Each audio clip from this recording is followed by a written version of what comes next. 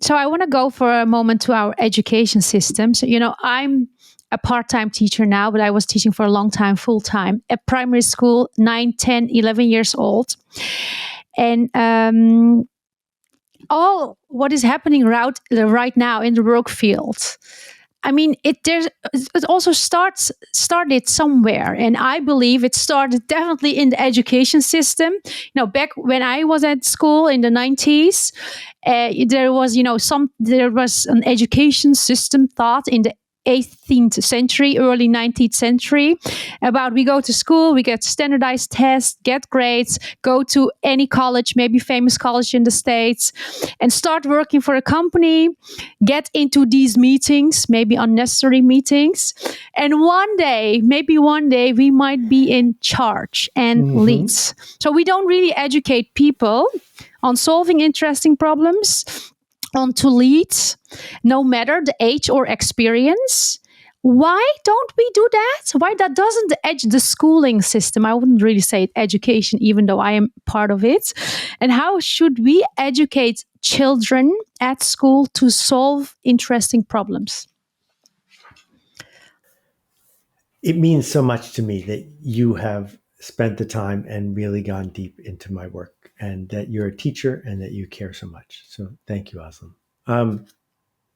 We had a problem 150 years ago, which is that factories were heating up and we didn't have enough workers to go into the factories to do what they were told, because it wasn't natural to go from being on a farm where you determined what you did all day to going to a dark building before electricity and being told what to do. The Prussians had a system of paramilitary schooling that taught kids to do what they were told. And we copied that system wholesale and turned it into public schools, at least in my country. I can't speak for where you live. And it works at scale. That's the magic of it. And, De La Salle, who ended up becoming a saint in France, did the same thing. Give people points, take points away, have folks sit in straight rows, give them tests, make sure people raise their hand, even if they have to do something like go to the bathroom. Don't let anybody make their own choices. This is now worldwide. And we did it because it's so efficient if you want to train people to do what they're told. And if the world had stayed the same, it would have been perfect, because the world stays the same. You know what to tell people to do. And you need people who will do what they are told. The problem is the world is changing. And, it's interesting in the Song of Significance, I talk about Plato, who gets a lot of credit from philosophers. But Plato said, don't let children play new games. Make sure they are playing exactly the same structured games as everyone ever before them. Because if they play new games, if they explore new things, that's what we want. I want to. It's correct. Plato was wrong. And again, what we have is a world that is changing largely because of technology. And we don't know what to do in the face of change. And I know that when I write a blog post about things changing, I inevitably hear from people who are angry at me because they say I should argue for things to stay the same. And the reason they say that is because they've been brainwashed into thinking that that's safer. It's not safer. It's just the way it was. Yeah. Wow. I'm really amazed by this. I'm really, really amazed. I'm also curious about this. If we have caused this problem, it wasn't caused by a few people. You wrote actually, if we have built an enormous system about how education should be with all standardized tests, what are a systemic set of solutions to change our education system and make people lead with significance right now?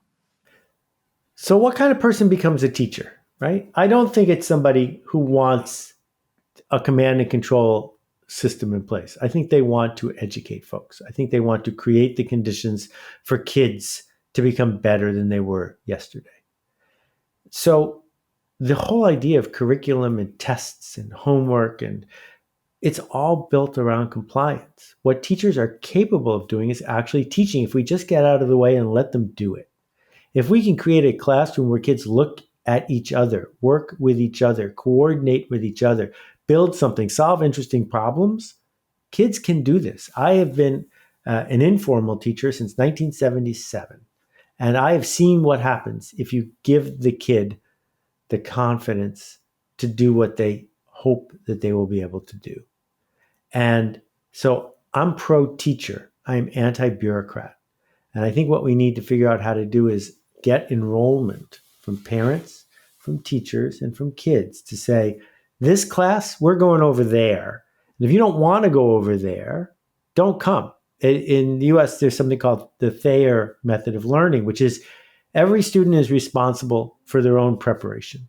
We're not going to give you a test to see whether you did the reading. Don't come to class if you didn't do the reading. If you don't want to go forward, don't go forward. At the Acton Academy, a classroom has 150 people in it and only 2 adults. And the 7-year-olds teach the 5-year-olds, and the 9-year-olds teach the 6-year-olds. And everyone does projects all day long. And the kids who leave those facilities are better prepared for the world we live in now than the kids who got straight A's at Horace Mann. Because we have to take a deep breath and say, we have failed in preparing people to be humans. So, I got the opportunity to teach at different schools, international, British, Dutch school abroad, and now I'm at a Dutch school. Different system, Dalton, Montessori, all these different. And, I ask kids always the question at the end, like, hey, what was your favorite moment during the classes or during the days we had? And none of them says like the math class, page 80. Or grammar, whatever, literacy, whatever. But they say, for example, the Kahoot, because we play a lot of Kahoot, where a lot of knowledge is involved. Or like when we did math with dancing, or when we were together, like coaching each other. And honestly, I come also from very far away because I was taught at the education university to teach a certain way. You sit straight, you raise your hand, you do this, and I had to also figure it out how it would be different. But none of the students, maybe I had, I don't know, maybe 10,000 in the past 16 years, none of them said, that literacy class, that science class, it was all about something around that, like the story about it, for example.